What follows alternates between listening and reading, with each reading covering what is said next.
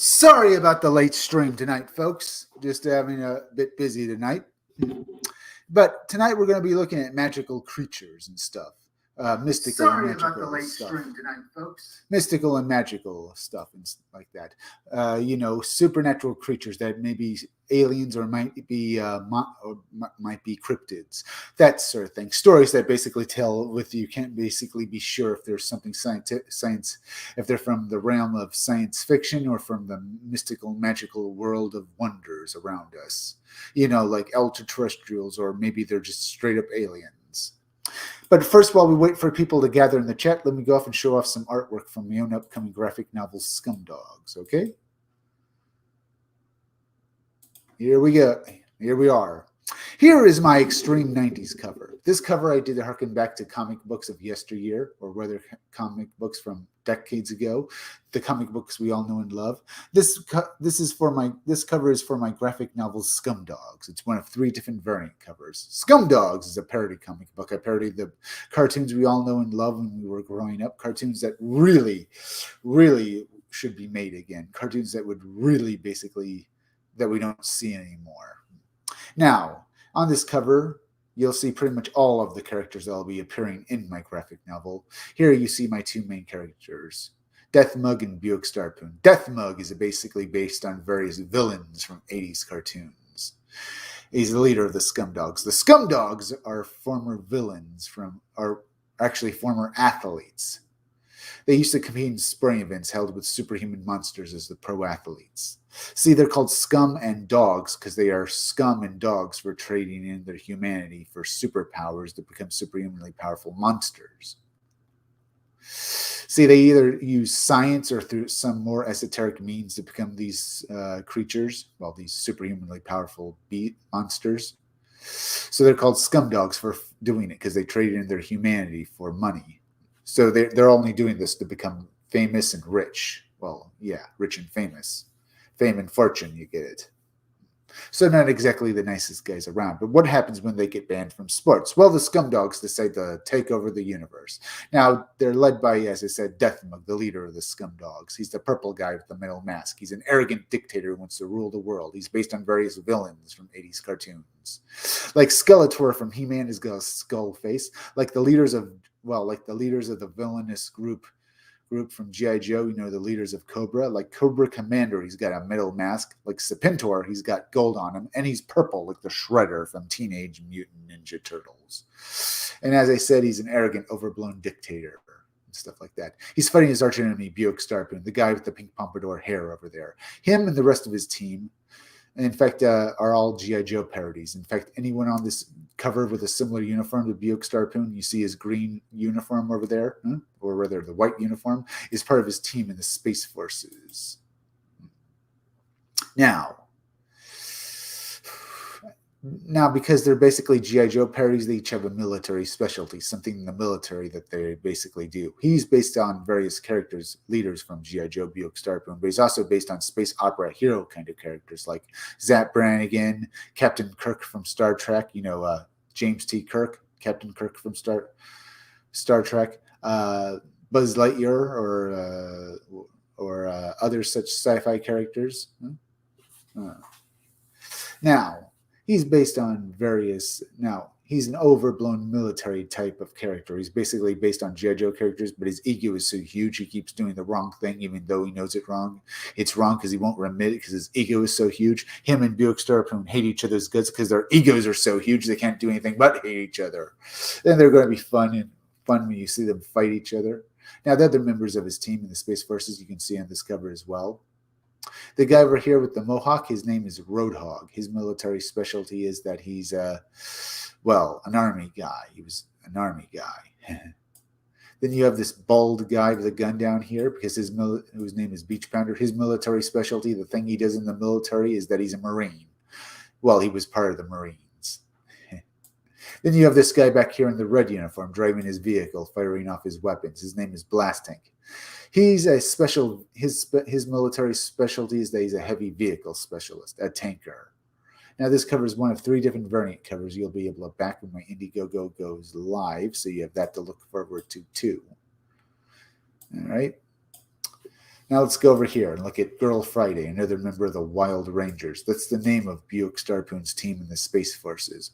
Girl Friday is a funny character. She was assigned to work for Buick Starpoon, well, as his second in command, because while the Wild Rangers fight the scum dogs and save the universe, they're just morons whose idea of saving something is basically destroying it, because, well, Buick Starpoon is such a moron. Now, the head of criticism, she was made to be Buick Starpoon's second in command and basically try and babysit him and direct them in the right direction so he doesn't destroy everything in sight. And she hates him. She hates her job because she feels like her career in the military is over because she's basically just a sitter now. That's Girl Friday. By the way, folks, hit that like button for me. It really helps me fight the algorithm, okay? So more people can see my content. The more people that see my content means my graphic novel Scumdogs comes out to you all the sooner. I work on my book every day, folks, and when it's up, it'll be up on Indiegogo, so go back it. Right. Now we'll look at, and remember, folks, this video will be pinned to the first tweet on my Twitter page at 77megachris1 because YouTube buries my videos, and if you want to watch this video directly afterwards, go to my Twitter page at 77megachris1. It'll be the first tweet. All right. Hit that bell, hit the part of the bell that gives you all future notifications, and please go share this video on Twitter and Facebook. Now we'll look at Death Mug's henchmen. Because in all 80s cartoons, the main villain of the cartoon would have henchmen, who would be total idiots. These are my idiots. The pink guy down here is Sloppy, and the blue guy up here with the top hat is Murdermouth. They're a couple of morons that can't do anything right, and they just destroy everything they touch. Now let's look at Hair Metal Doctor. He's another member of the Scum Dogs. He's basically based on Dr. Mindbender from G.I. Joe. Dr. Mindbender was a mad scientist, but my mad scientist has been crossed over with a hair mill musician because it's awesome. He thinks of all the machines the Scum Dogs used to try and take over the universe. He does it while being, Hair Metal Doctor. Now we have Miss Breasty Melons. Miss Breasty Melons is based on the Baroness from G.I. Joe, a parody of her. So, unlike the Baroness, she only became a villain for fun. She's only being evil for fun. She only became a villain just to have fun. Now, the Hair Metal Doctor pinup and the Miss Breasty Melons pinup will be included with other pinups in my graphic novel when you back it when it's done. When it's up on Indiegogo, go back it. You'll enjoy it. But I will also get these pinups out to you from Crypto Fashion on T-shirts for you to buy as well. So look out for those as well. All right, we looked at this. We looked at my artwork. Let's go moving on. Let's go look at some Indiegogos before we move on with my show here. We're looking at magical, mystical creatures tonight. Could they be aliens? Could they be other things? We're going to look at the Andromedans and stuff like that. But first, let's look at Indiegogo. Black Hops Common America has made 3,684 with 15 days left. Death has made 2,231 with 30 days left. Ethan Van Sky, let's see, looks pretty good. Wrath of God has made 56,787 with 25 days left. Limited Series Starflyer. U.S. Assassin Book 3 Graveyard Shift has made 16,730 with 26 days left. Alien Alamo has made 101,351. This looks like a good series.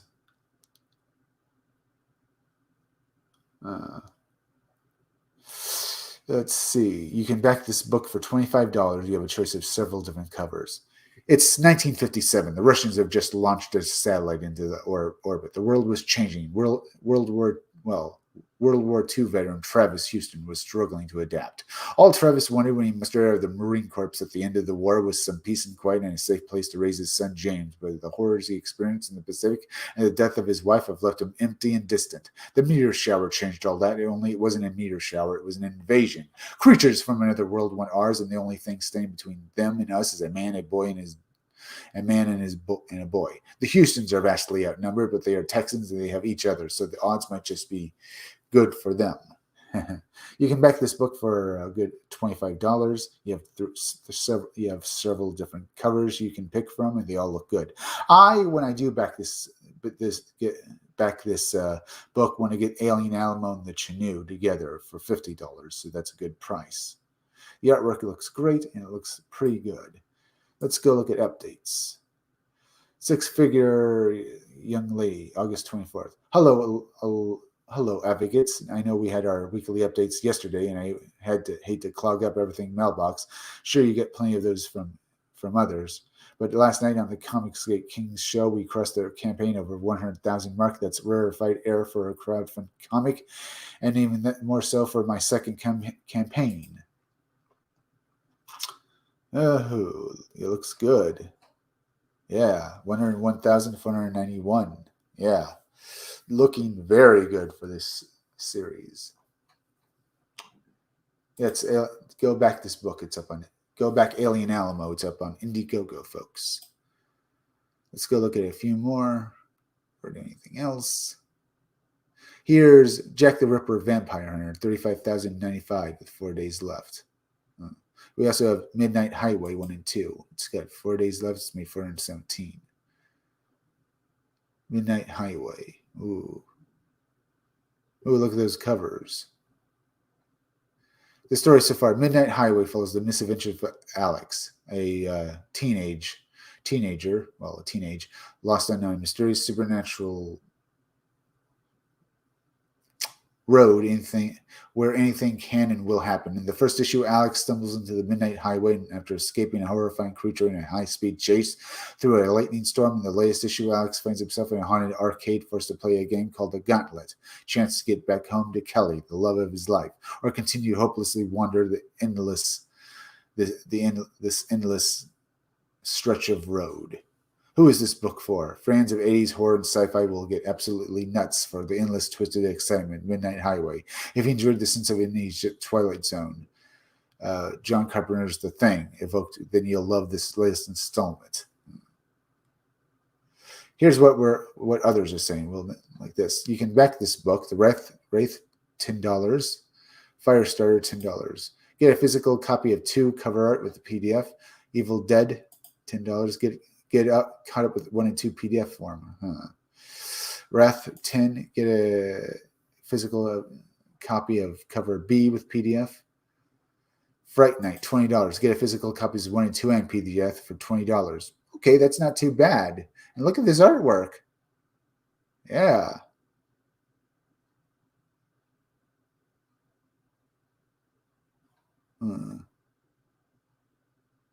Yeah, look at this. Yeah, I like what I'm seeing here.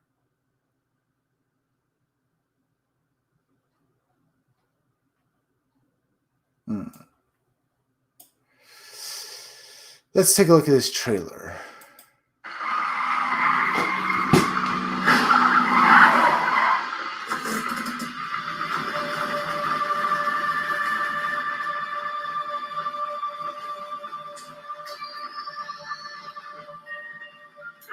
Welcome back to the Midnight Highway Radio, a place where street signs mean nothing, and you're being watched as much as you feel alone. You may have been here before, and if you've returned, then welcome back. Tonight's guest is Alex. Oh, yes, the guy with, and you're being watched at the a place where street signs mean nothing, and you're being watched as much as you feel alone. You may have been here before, and if you've returned, then welcome back. Tonight's guest is Alex, the guy with his heart in the right place and his car in the wrong. Enter into a comic book of fun and fright, where the road is your guide, and you'll never predict its next turn. Span across dimensions, including a 3D version with masterful line work by Alexander Malshayev, or enjoy the colorful dream worlds filled with the magic of Edwin Zaldemar. All brought to you from the twisted minds of Mike Teeter and Alex Madej. Roll up your windows, lock your doors, and stay on the road no matter what comes next. Don't touch that dial. You're on the Midnight Highway. Honestly? Wow. That is good. That is a good looking book, folks. It is. Let's go look at something else before we move on. Let's see. Black Ops in Common America. The Independent Comics team is here. Black Ops Common America units, the first team in a single adventure. The Independent Comics characters created by artist, colorist, and letterer. Looks pretty good. Technically, the fourth volume of the Black Ops USA GI series. This connects next to the epilogue provided by the companion editions of both titles. Okay. Looks good. Allison in the third volume, Black Ops USA, and his second pyrokinetic sister, Karen Lover, and aka Hair Trigger. She's extracted by the Black Ops team to America, which she sets up the events of. Looks pretty good. I like what I'm seeing here. So they get together, sets the events and events. Marsha's right. Black Ops Common America brings back Black Ops team together with Common America as they must pool their resources together to thwart whatever the hell that is before they can resurrect an ancient threat. Like the evil organization likewise has recruited Vermilion Masquerade after the events of Common America Volume 3 to assist them in their nefarious, well, with what they're trying to do at least. Okay. Will they be able to do it? Maybe. Will they be able to stop this organization from basically and stop them? Maybe. I like what I'm looking here.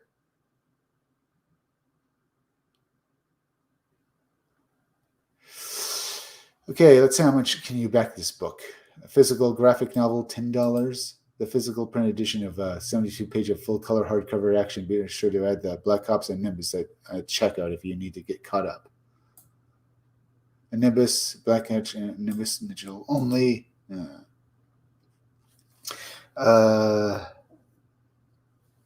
Let's see. So no physical copy of the Nimbus. That's kind of a bad. Too bad. Looks like a good-looking book. Let's go moving on here. Maybe, as I said, Wrath of God looks pretty good. Maybe take a quick look at U.S. Assassin Book 3. As I said, this is U.S. Assassin goes up against, Project U.S. Assassin's Burn Joe Knight. It's in a new team and basically heads out against the new threat, Graveyard Shift. It's heroes versus heroes in this book, folks. Will U.S. Assassin learn that Graveyard Shift is actually the heroes and not just monsters? Who knows? Will it gain all new characters as well as mercenary, like the mercenary, Flip Gordon, a new character you're going to love. You can back this book for $25. You have a choice of several different covers, and it looks pretty good. Let's go and move on with this, huh?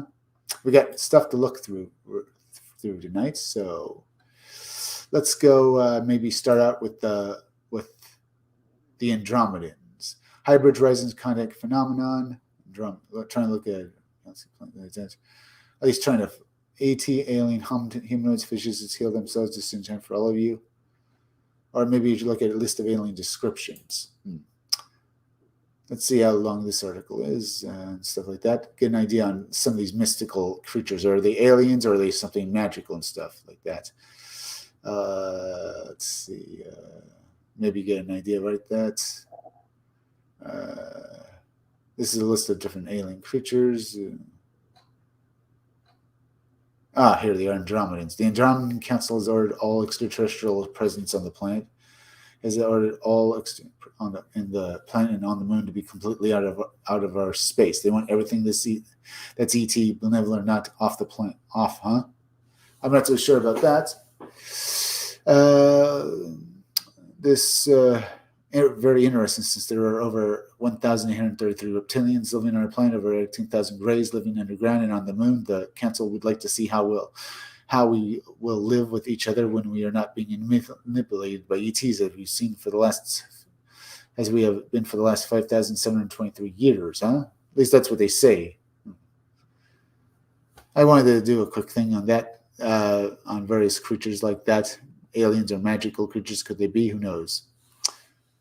We're gonna have a few stories to look at about these. I mean, are these aliens with their mystical abilities, like the Pleiadians and other such creatures, like the Greys or the Pleiadians, how they're able to manipulate people's minds? Is it really Is it really based in science fiction, or basically science at all, or are these actually creatures somehow magical? Are they demons, or maybe the fair folk, or the ultra terrestrials, the fair folk?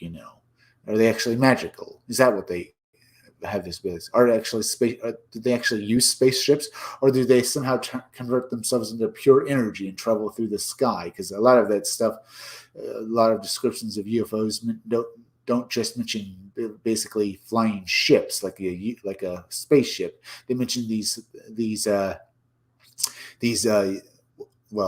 UAVs basically being almost made of pure energy, or almost living life forms or something. So what could they actually be? Do they shapeshift to a more humanoid form to basically talk to us? Is that what they are, or are they actually what they actually look like, and basically being humans from outer space? It makes you think what they could actually be, doesn't it, folks? Here's a list of different creatures like that. Like, I've done stuff like this, but again, the Andromedans and stuff like that. I want to talk to you about it and stuff like that. Basically, because they were brought up.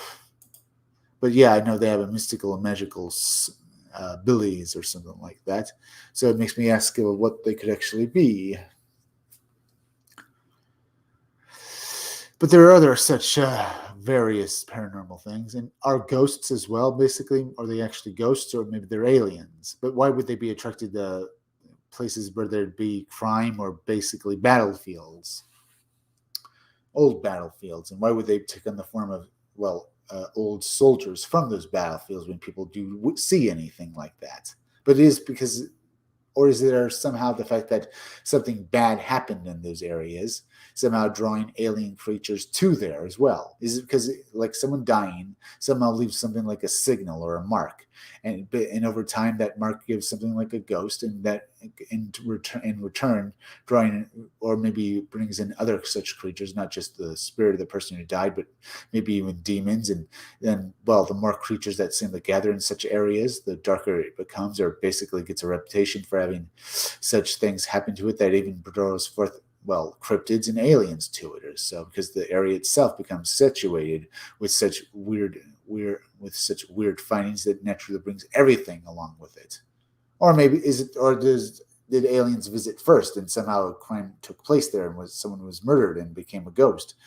I mean, is that what it is? Why would such areas like say different areas that have such paranormal activity draw not just ghosts or aliens to it, but all of it, cryptids and tulpas and ultra terrestrials, not just that, but all of them seem to basically, like, say, the 37th parallel, part of the Earth, where on the 37th parallel of the Earth and stuff like that, people constantly get abducted by aliens. But there's also such things as not just UFO abductions, but encounters with Bigfoot and other such men and ghosts as well. Why would all of these things be connected to each other? Let's say another such area. Let me think here, like the Amityville Horror House.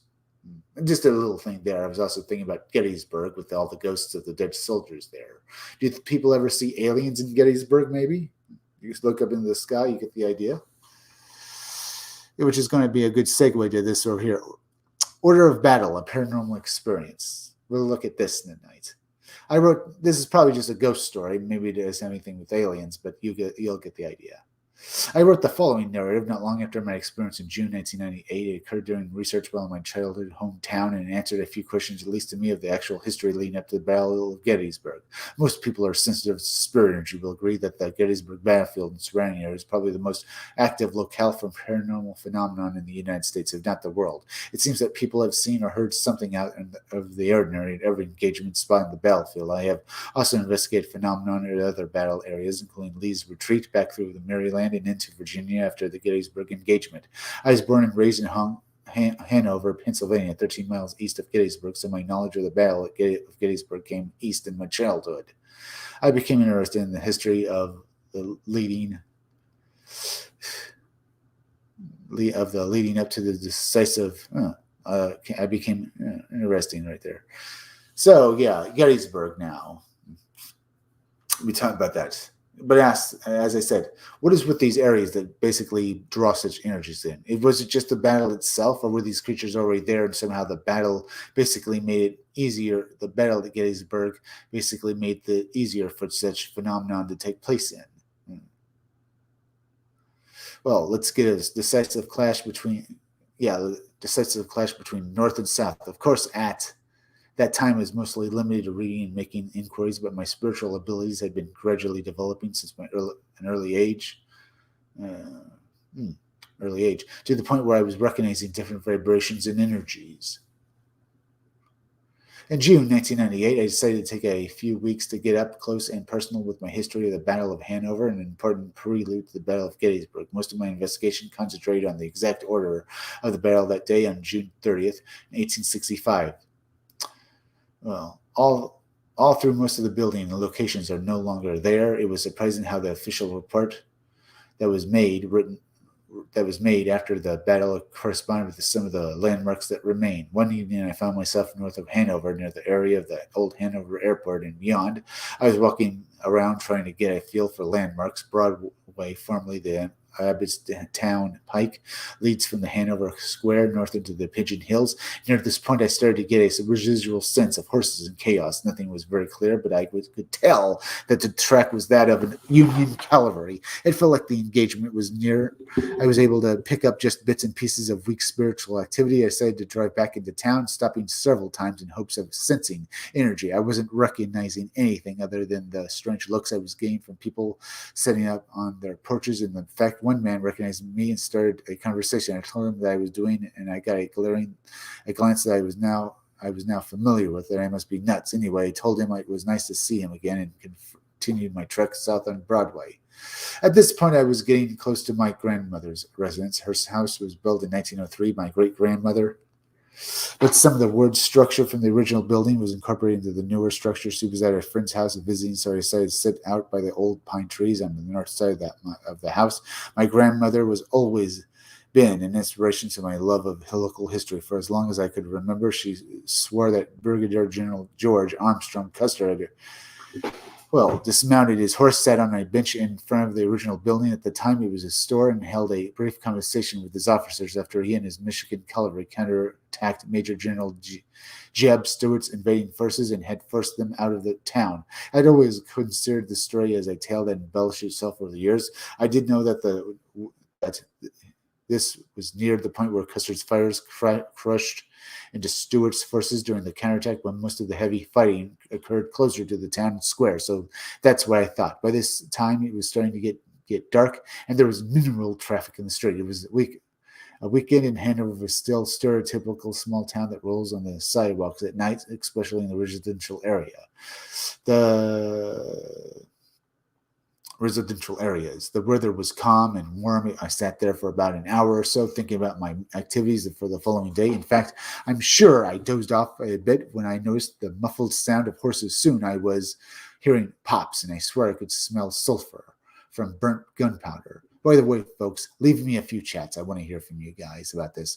Do you think such incidents with ghosts or aliens do basically interfere with each other or somehow attracted to each other? Because people who see ghosts in their house have also noticed that they see lights in the sky. So are aliens ghosts, or somehow aliens actually attracted to such areas? Also, other such phenomena as cryptids as well seem to basically be attracted to such things. I attempted to get through a spiritual picture, astral state, and was sensing someone who was frantically trying to find something. I continued to sit and concentrate when, bam, an immense flash to my right. I instantly felt the concussion burning. It literally blasted me out of the lawn chair. I hit my head against the pine tree trunk because that nasty sticking pipe pine sap was all over the side of my face. I got up and wiped the debris off just as fast as it had started. The action had ended. This was very strange, and I felt physical contact while in natural state, as well as this event had associated echoes, which in my experience are rare. In combination with other paranormal activity, instead of residual spirit energy, there's more of an astral perception of the actual event. Anyway, I say that this was enough for one night. A few weeks later, I talked to my grandmother about the incident. She was surprised to agree, but said that she has heard muffled sounds of horses and artillery on many occasions. She asked me if I sensed George A. Custer at all. I replied that I had not, but I was sure that the soldiers were Union cavalry. She chuckled some and said, "Oh, give it time. Maybe one day you'll believe my story." Honestly, I believe her. To tell you of my experience, I just needed a close encounter. Okay, that's interesting. There's also this story down here. Winged alien shot by First Nations man in Canada. Well, you get the idea. First Nations man told his grandson about an incident where he encountered a winged alien in a tree. After shooting the being and watching it fall, there was never any trace of it. My grandfather was a real badass. He was born in Alberta, Canada during the early 30s and raised his 3 brothers on a reservation from the time he was 9. This was after his parents left for British Columbia with their only daughter, promised to return, and none of the boys ever saw them again. To make ends meet, he learned carpentry and worked as a laborer, bare nickel box against an older man for extra cash.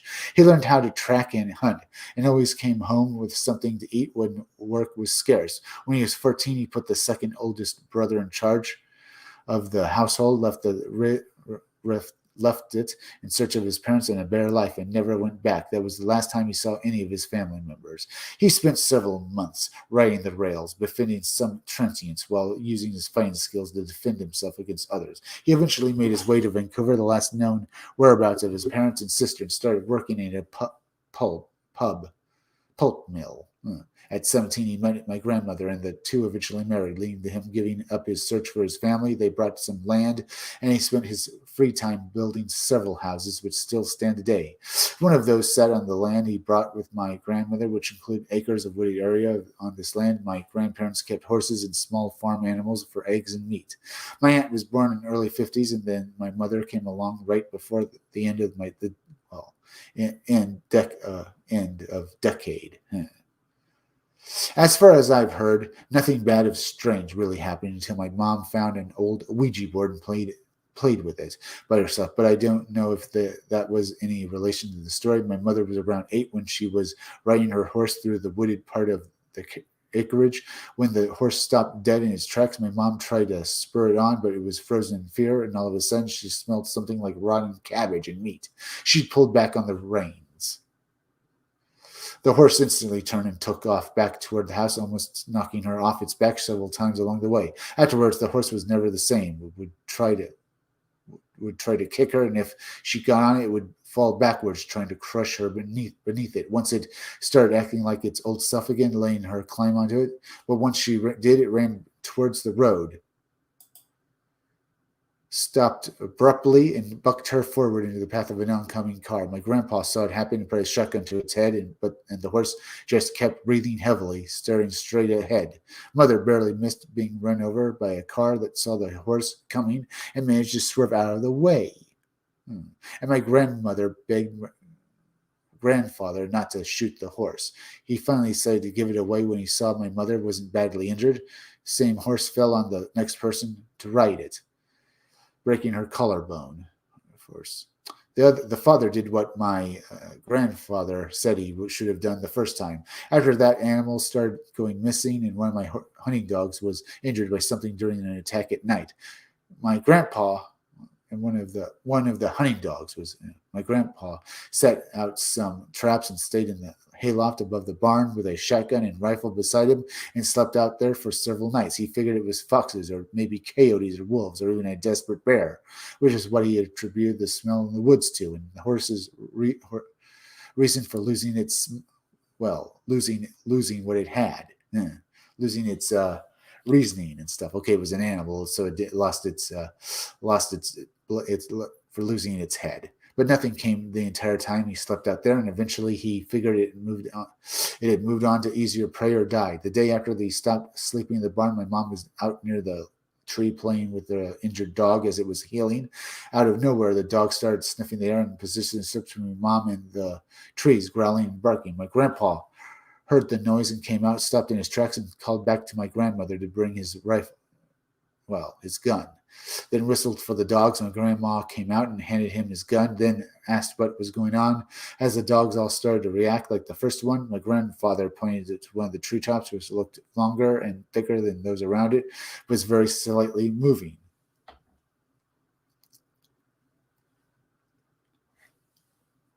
It was at least 6 feet tall, he told me later on when he would tell the story, but probably a good bit taller. He took aim and fired just as he saw a pair of wings start to open up. Whatever was up there was watching them, but he beat it to the punch. It was a kill shot directly to the chest with a high-powered rifle, and he instantly started running forward with all of the dogs. Following him as the thing plummeted to the ground. The breaking of the tree branches wholly unmistakable. When he reached the apex point, he raised his rifle again and commanded the dogs forward to flush it out, but they all just stood in the spot and kept spinning around, trying to catch a scent that simply wasn't there.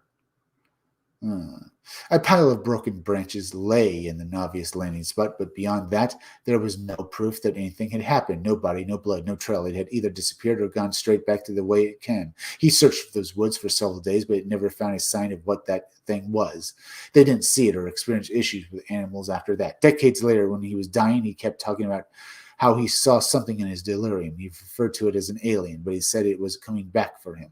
I've never seen it. That man scared. Do you think it was an alien that actually harassed this family? Sounds like it could be a sounds like it could be something like a cryptid or something. Maybe something out of a myth. I don't know. It sounded most definitely like an ultra-terrestrial. Maybe something from maybe a demon. Oh, hopefully it was maybe an ultra-terrestrial, because that would sound a lot better than what I think it could be, huh? He referred to as an alien. I've never seen that man scared of anything in my life, but there was actual panic and fear in his voice. A few nights before he died, he had already been too weak to stand on his own for several days, and my grandmother woke to the sound of a gunshot. She ran outside, fearing the worst, and saw my grandpa lowering his rifle, staring at something in the distance. Took the gun away and helped him back inside, that side. He died a little while later, but he basically maybe got one good shot off, don't you think, folks? Interesting story. And what do you think he actually saw? Do you think he saw an alien, or do you think it was, like I said, some mystical creature? Or is there really a difference between these kinds of creatures or not? Let's go over here. Search results for Andromedas. Hybrids rising as a contact phenomenon.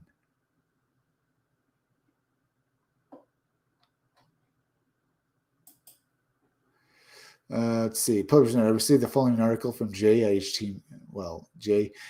the website Hybrids Rising. It concerns human-alien hybrids, which I realized by reading your emails is a very important topic for these interested in UFOs and UFO phenomena, so read the article below. We are proud to introduce Hybrids Rising, an educational website earnestly focusing on the contact phenomenon. From the perspective of truth, comparison, decades of research, the name of the site was formed from the crux of the contact phenomenon, the creation of a new human hybrid race. I hope not, is an ever-prevalent, unique community evolving around us. It is our hope the information contained in this site will help others understand and therefore cope with extraterrestrial contact with advanced intelligence, who is certainly bound to continue. What you will read on Hybrids Rising is not from any one individual, but from credible researchers and sources that have been directly experienced in studying the contact phenomenon for many decades.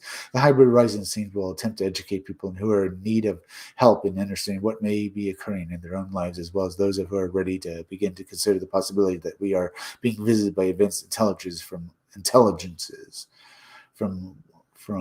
outer space and other realms. Or on Hybrids Rising, we endeavor to explore the following. A slice of time how humanity ended up on the up on how many humanity ended up on opposite side of it on the wrong side of things. A historical fact-based, fully referenced timeline relating to UFO events and the contact phenomenon worldwide. The secret history of UFO phenomenon timeline, 470 AD BC to the National Security Act of 1947, MK Ultra, to present day FISA and other, to present day PRISM, and the dauntless efforts of the disclosure community who is in control. Speak out while you still can. What are these beings? Where do these beings come from? I rose by any other name. Explore the Betty Hills. Explore the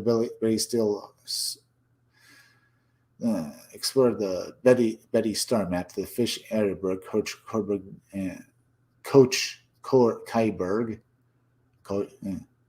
and the Pierce Hill maps are based upon any star systems encompassing the Pleiades, Sirius, Orion, years of majors, Kepler 22, and the recent interaction with the Earth-like planet Kepler, and Kepler, All right. Hybrids rising Mobius order of beings explores the middle insectoids, tall blacks, grays, browns, dwarfs, sprinkled humanoids, hybrids, and the new race, the blues, tall whites, blonde Nordics, reptilians, tall whites, blonde Nordics. All right. Alien abduction. Hybrids rising, alien abduction accounts from private and published cases are explored. Alien abduction accounts from private and published cases are explored. These include, but are not limited to, UFO BC, David Higgins, Samuel Parks. I'm going to skip the other names from researchers such as a bunch of other guys as well. The tall blacks, the grays. All right. There's that as well. Tall black explores whether tall blacks are a hybrid species of and the fact that Africans and people of African descent do get abducted despite what mainstream thought is concerned. Contact case reports include information from Norman Burlington and others, and advanced medical devices. The Greys, unique qualities and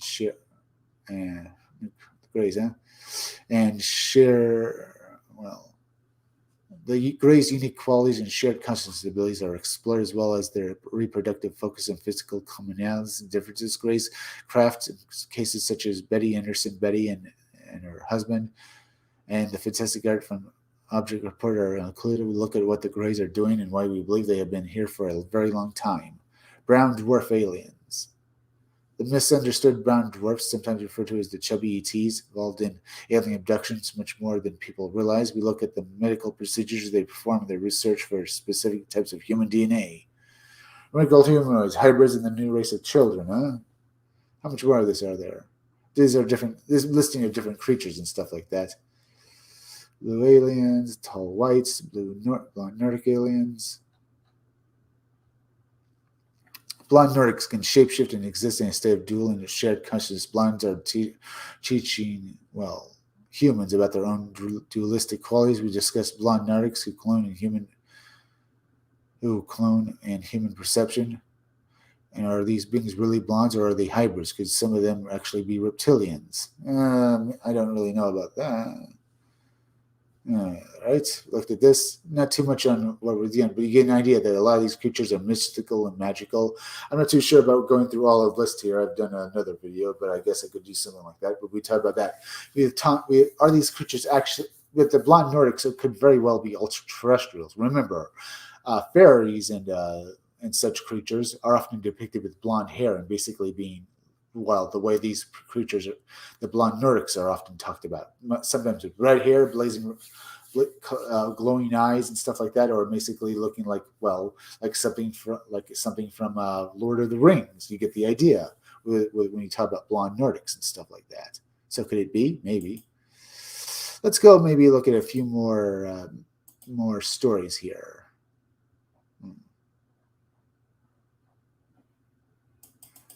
All right, look at this. August, Lady in the Woods. Here's that. Let's try to look at this. Crest site, Walking Dead, seen in the Everglades. Crest flight. Flight 592 crash site. All right, Walking Dead. A teacher recalled an event told by Miss Cutchley, Native American girl. Spirits of the dead rising and wandering throughout the Flight 592 crash site in the Everglades, also mentioned at the 9/11 Ground Zero Memorial. I'm a teacher at Pensacola, Florida, and many years ago we had Mexico Native American students that would come to our school and learn a lot. Their culture, they lived out in Comanche Trail between Miami and Naples, Florida, in the Everglades, which is a pretty desolate 2-lane through the swamp prairie. Yeah. All right. Interesting. So it's through the swamp prairie, huh? Foolish me, one day we had a tropical storm on Halloween. Schools were closed, but we got about 5 inches of rain that day, pitch black outside. So I thought, let's go tell ghost stories. So the kids are telling me manly creepy stories about chairs that moved up by themselves and footsteps they have heard, etc. While a Mexican girl speaks up. Well, a girl speaks up. A girl speaks up.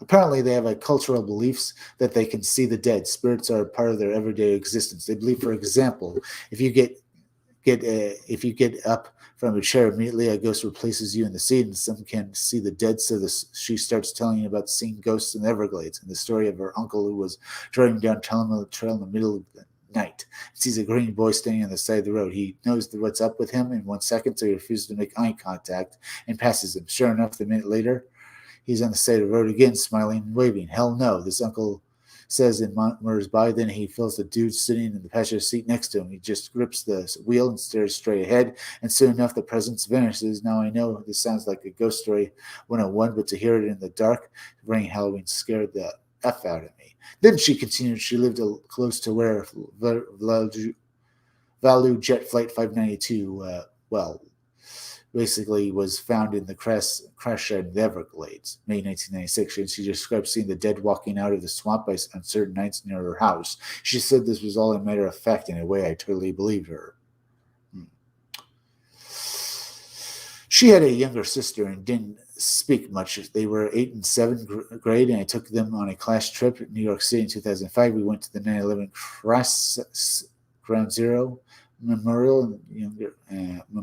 Younger sister refused to get off the bus, just shaking her head, staring to the distance. I asked her sister what's up, since I already had a clue, and she has said there are dead people all around us, even this Azel on the bus. The younger girl was terrified, so I left them on the bus with the bus driver while we walked around. Have a cultural belief that they cannot enter any cemetery because of the spirits of the dead, and Ground Zero was a huge cemetery. Interesting. Okay. So that was another bunch of ghost stories. But do you think anyone sees anything else there at ground, or do you think these creatures, other creatures like cryptids, are attracted to such places? We talk about various magical aliens, or creatures that are supposed to be aliens, but are they really, or are they maybe something native to this world that are actually living creatures that basically go around, that can be seen by some people, or basically live with us? Have their own cultures and have their own secret, or whether maybe break off civilizations. Could that be what we're seeing? Because these creatures look human, but also a lot of times have weird abilities and magical powers. So what could that possibly be as well? Let me go over here and see if you guys have hit that like button. You've hit a few times, folks. If you have not yet, please hit that like button. It helps you fight the algorithm, okay? As well as remember, folks, if you want to watch this video again, it'll be the first pinned video on my Twitter page at 77megachris1. That's at 777megachris1, because YouTube buries my videos, and for the next 24 hours or so, you won't be able to see this video on my YouTube. You won't be able to see this video on my YouTube page, because they bury my videos for at least 24 hours. But you can, if you want to watch this directly in a few minutes, you can just go to my Twitter page at 77megachris1. It'll be the first pinned tweet. And remember, folks, hit that bell hit that bell so you get all my future notifications. And please go share this video out on Twitter and Facebook. Let's see. Lady in the Woods, McKay Park. That's another ghost story. Let's go over here. Science discover a secret to building traversable wormholes. Surreal encounters. Weird encounters with flying jellyfish, sky squid, and other utterly bizarre beasts. Let's see. Basically, atmospheric beasts. There are plenty of reports of UFOs that go around, but they are mostly described as mechanical craft of some sort. Mostly, I'm not so sure about mostly, whether that be aliens, man-made, or something else. But there is a subspecies of UFO reports that doesn't get nearly as much attention, and that is strange. Is of strange things in the sky that seem to be almost living bioluminescent creatures of some sort. Such creatures have appeared sporadically throughout the history of UFO science and typically appear as glowing or translucent jellyfish, squid, or other creatures that seem to be in the domain of the deep rather than the air. And here we will look at the selection of such completely bizarre sightings. And are they actually, maybe they're ghosts. Maybe they're the ghosts of sea creatures that have basically started flying through the sky. Maybe that's what they are. Because it's strange that these creatures don't basically follow any real sense of what we know about how to fly. Sightings like these have supposedly gone back for years. In the 1950s, a policeman in England claimed to have had a run-in with a low-flying sky jellyfish as he was riding his bicycle. There's also such a thing as basically angel hair, where people, for some reason, find this weird stringy angel, rather stringy-like substance that looks like hair on their properties and stuff that basically disintegrates in minutes, as well as weird jelly, or say sky jelly, something like that, where this basically people find bits of jelly or stuff basically all over everything that's basically jelly and basically can make you sick if you touch it or something like that, or at least make you a little ill. Not kill anyone, but it seems basically sickens people for a few days. But this stuff also, like the other stuff, will disappear in about an hour because it disintegrates. Let's get back to this article. As he was riding his bicycle on patrol, he claimed that it drifted right down in front of him. This is the weird creature he encountered, the sky jellyfish. As he was riding his bicycle on patrol, he claimed that it drifted right down in front of him and that he actually bumped up against it, describing the sensation as similar to brushing up against a soft blanket, and that had a slightly unpleasant smell of mildew. In 1958, there was also a report from Florida where a policeman named, something, I'm not going to try and pronounce his name, it looks like a very weird one, found a translucent purple blob of the size of a soccer ball outside of his house. He claimed that when he had approached it, it seemed to be some sort of dying creature, and when he picked it up, the thing just sort of evaporated in his hands. Like I said, these creatures tend to disintegrate for some reason if they're dying or dead. But are they actually that, or are they somehow magical creatures that can only exist for a short time in our world? Something like extra-dimensional life forms. From the same era, a very odd claim was posted on the site of Nuremberg from a commander calling himself Pia, who claims that the guy here claims his uncle Oscar had taken part in a scientific survey of those sorts of creatures from the 50s and 60s in remote areas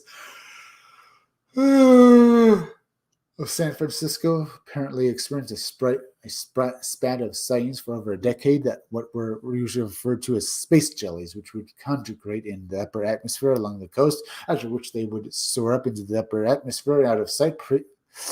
Pi provides a letter that he allegedly received from his uncle, which outlines the phenomenon in the study of it and reads: the coalescence of space jellies, as we call them, was assumed to be part of a seasonal migration pattern in and about the Western Pacific, with a small joint grunt fund from several philanthropic scientific organizations which shall remain unnamed. I developed a small, high-altitude, long-distance ultralight aircraft. Yeah, we talked about this story before. This guy made this ultralight aircraft and basically decided to go fly it out there to look at these things. And at one point, a U.S. Jet plane basically flew up next to him, thought he was a UFO or something like that because his outfit and attire were so weird looking that they didn't know what to make of him. Aircraft, the first of its kind, was assisted by an in-flight deployable detachable over-helium balloon. This platform was developed and it became evident through observation and experimentation that the behavior of these creatures was disturbed by the approach of larger aircraft. It was not by coincidence the craft bore a distinct resemblance to the large, presumably mature form of space jelly creatures themselves. Working within a shoestring budget, I deployed a modified Echo Lung attached to the motorcycle helmet and a small forged bellows that was fashioned into a crude but effective and lightweight breathing system for high altitude for warmth. I wore a gorilla suit procured from a customer auction. Remember that, flying gorilla in a weird ship? Well, flying gorilla suit in a weird ship in Emeryville, and had fitted with a lining of goose down from below the aircraft. It was lowered to a fair-sized grappling hook with several large mackerels tied to it with a blaring wire. Inside of 6 weeks in the fall of 1973, I had snagged most of these diaphanous jellyfish like buggers. None of the captured survived the experience, and within minutes dissolved into an odd steamy smoke. On my final expedition, as per standard procedure, I reached the specific location at an altitude of 9,500 feet, deployed the balloon, and floated up into the remaining few of these creatures, which apparently died of fright on the spot, dissolving into thread-like wisps before me. Besides the regrettable loss of the subjects in our study, there was more of an unforeseen circumstance, which happened on the last mission. After adjusting the balloon, I was flying from Pacific over the Farallones at about 500,000 feet beside my hidden base in operations in a remote area.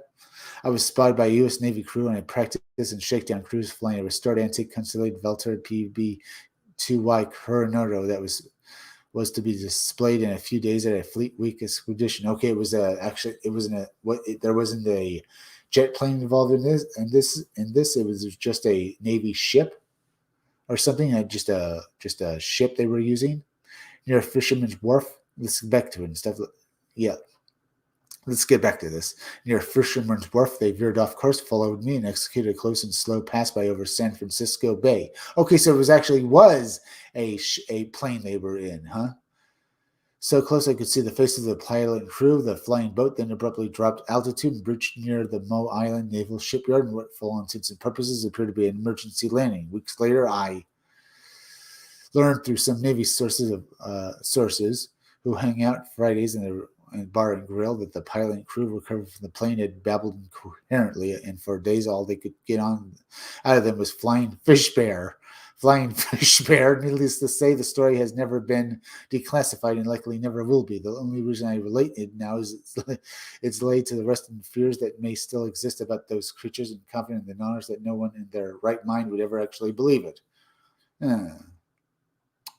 Okay, this is truly a far out and spectacular account, and one can't help but wonder how much veracity it holds. A guy in a gorilla suit collecting flying jellyfish from the upper atmosphere, flying fish bears. It is all quite beyond bizarre. You can't make this stuff up, folks. One quite strange sighting from later years that is really hard to classify, but seems to be a type of sky squid allegedly occurred in December 1999 in the country of Belarus. This day, two witnesses in the remote region saw in the sky an enormous cigar-shaped object that was blue and red in color. The color of the clouds at sunset with a slightly angular quality to it, with a round and atmospheric front and rear section that was described as blurry. It appeared brighter than the early evening sky and seemed to be slightly fluorescent, semi-transparent, seemed to pulsate as it moved along, as if swimming rather than flying, completely silent the whole time. The sky was otherwise completely clear, and the witness both described as having the feeling that they were not looking at any type of aircraft, but rather a living creature of some sort. Rather oddly, after observing the object for a short time, one of the witnesses would say that it had suddenly seemed to be disintegrated to dot. well, interesting, huh? Do you think this is actually real? Sounds all pretty cool here. To disintegrate into dots before vanishing, and in an interesting twist, there would be another report by an Argo float pilot who claimed to have seen the same thing while flying over the area in 1985 from the area of Groningen, Netherlands. The case of a here's the case of a similarly bizarre object seen by witnesses by the name of Harry Pritton, who was outside of his home taking pictures of the sky. At the time, it was apparently just after a storm, and the cloud and sky had been beautiful, but something stood out as very odd. Moving across the sky was a pulsating, flashing green light that appeared for a short time and vanished. At first, he thought it may have just been a weird-looking lightning strike, some remnant from the retreating storm, but when he got home and checked his photos, he saw that one of them had actually picked up a strange object in the sky. It looked like a jellyfish with an eerie green luminosity around it. The picture was soon doing the rounds online, speaking to such speculation as to what it could be, including that a camera effect, lens flare, a small meteorite, space debris, some meteorological phenomenon, or even a hoax, although the photographer himself said that he thinks there is a rational explanation for it and has made no efforts to play it up as some sort of UFO. It hasn't been explained. All right. Is this what? Yeah. Ooh, okay, that does look weird, doesn't it? That's what he photographed.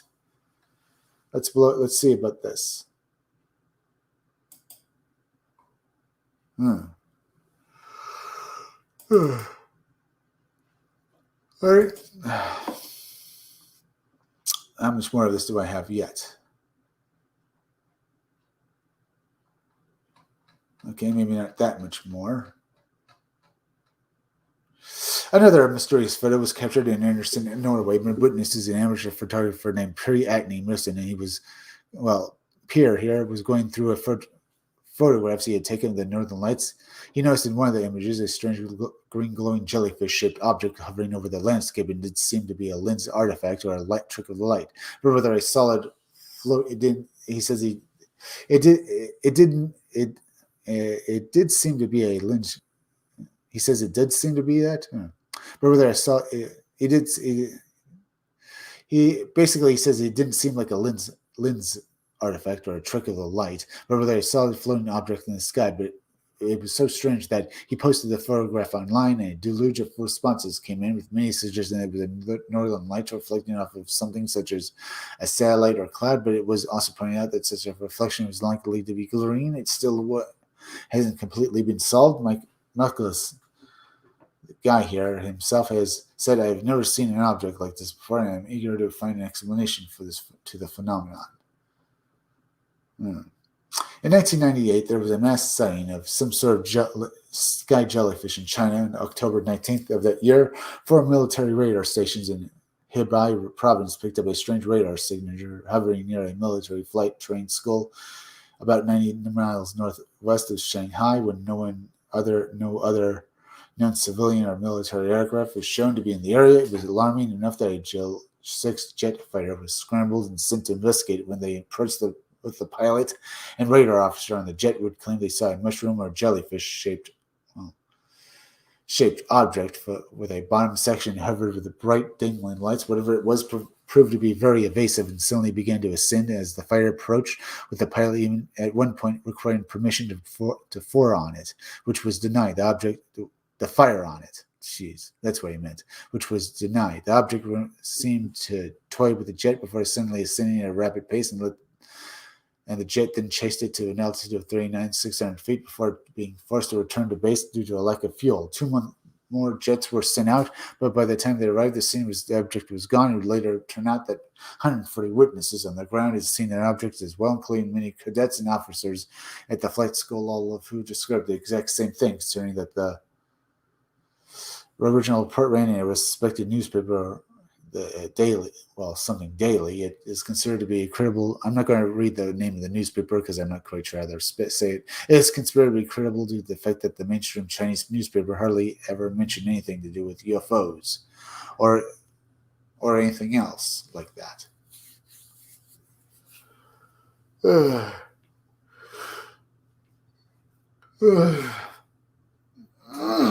Let's get in this now. How much more of this is there? All right, not that much more. A very weird report comes from us from December 3rd, 2004. Well, December 2004. 2 witnesses who were driving from Point Pleasant to Houghton, West Virginia. Point Pleasant. The Mothman sounds like it, doesn't it, folks? Yeah. Another weird thing. Along the Ohio River, when they saw something really hard to characterize as they drove along in the early evening, they noticed a movement of the road in front of them. For one of them, gloom came a grayfish, smooth shape that they described like a flying manta ray, with a gray translucent skin and a wingspan wider than 2-lane road. Outlandish beast sort of, went towards them, then performed a figure 8 maneuver, and, went right over the car, went right over the car to disappear. Not long after this sighting, there would be a separate from a woman and her daughter near Blackwater River, who also saw what they call a manta ray-like creature glide over the car and on the rural road. What could this have possibly been? Who knows? Maybe a recent kind of is given to the site, phantoms and monsters, and comes from our witness. Perth, Australia, who is referred to merely as Perth, Australia, referred to as Perth, Australia, referred to merely as BD. The witness claims that in 2012 he was out in front of his house one evening when having a cigarette when his attention was drawn to the curious sight of the white patterns of the stars being distorted or something passing over them. At first he thought it might be a plane, but it would soon become apparent that this was no aircraft, the witness explains. As we got closer, the way it moved, it resembled the way a jellyfish would swim if it was horizontal. It was hard to describe, but it looked to be expanding at the front like a balloon and using the air to propel itself along. It was roughly 100 meters above me, and I watched for 10 minutes. After that, it was out of the sight. This was during a clear night sky in Australia. I'm very familiar with aircraft, as I live relatively close to Jenga Airport, and we searched it here and there. When we hear them all the time. It was certainly not a machine of any kind. I yelled out to my mother-in-law, who was saying at the time to come out to look. She's also saw it. I filmed it on my smartphone, but being 8 p.m. at night, it was pitch black and you couldn't see anything. If I had to guess, I would say the feeling I was left with was that it was some kind of creature. It moved gracefully and gracefully. It moved gracefully and gradually in large, deliberate. Interesting.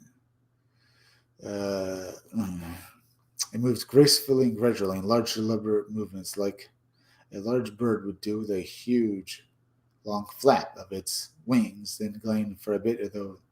Though this was unlike anything I could describe, it appeared to be translucent in parts and remained at the same time.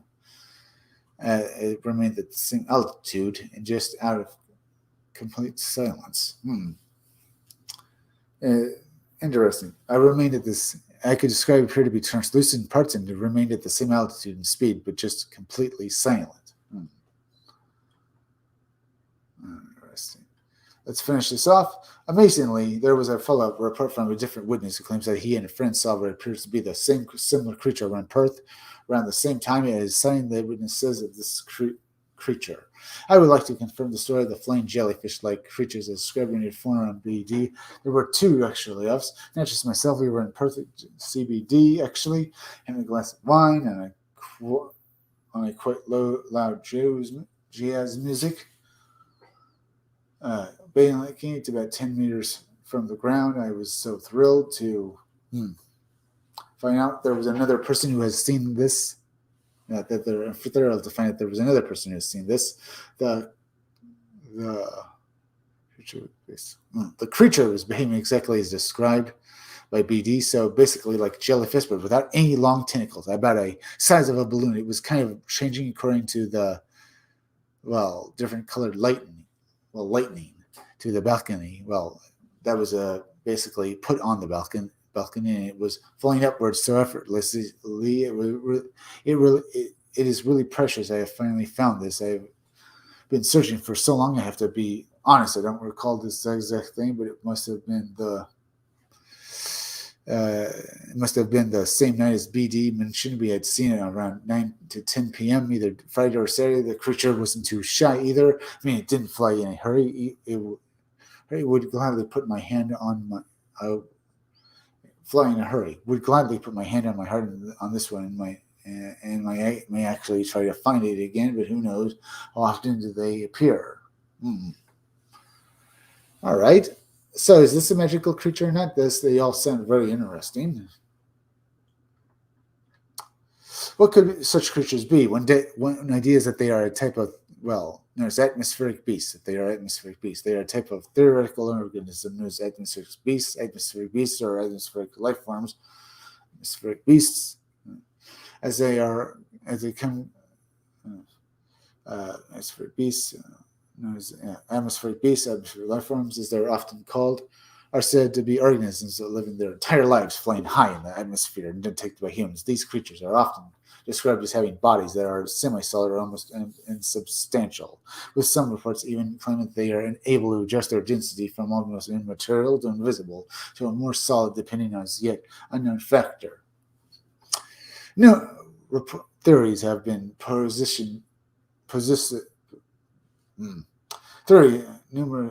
numerous theories have been posted numerous theories have been made as to how such seemingly fantastical organisms could manage to stay adrift in the air, such as air bladders or very low body densities. The appearance of these atmospheric beasts varies widely. Accounts have variously described them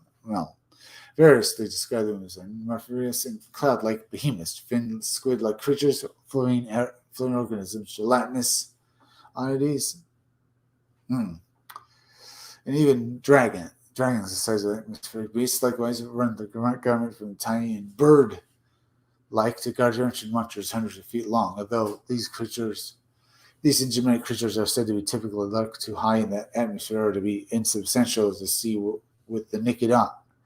There are instances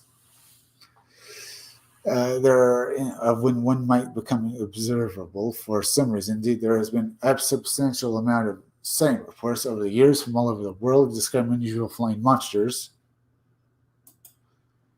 that do not fit into the typical mold of UFO, thunderbirds, or other flying cryptids. All these anomalies, some type of life form, or are these some sort of rare type of alien craft, an atmospheric phenomenon, or something. No one knows what they are. But it's been pretty fun talking about this, huh? Talking about magical and science. These things could actually be spirits or some sort of magical creature, couldn't they, folks? They look alien enough for anything. We had a good live stream tonight, folks. I'm going to thank you all for joining me. Please go and subscribe to my YouTube channel and read comics that are bad for you. The there is misspelled in the title. It's THERE. The there in the title is misspelled. It's THERE. As I say again, the there in the title is misspelled. It's THERE. Make sure you're still subscribed. Leave some comments down below. Make sure to basically, if you want to watch this video, go to my Twitter page at 77megachris1. It will be the first pinned tweet because YouTube buries my videos. And if you want to watch this entire show, go to my Twitter page at 77megachris1. Hit that bell. Hit that bell and hit the part of the bell that gives you all future notifications. Also, please go share this video on Twitter and Facebook.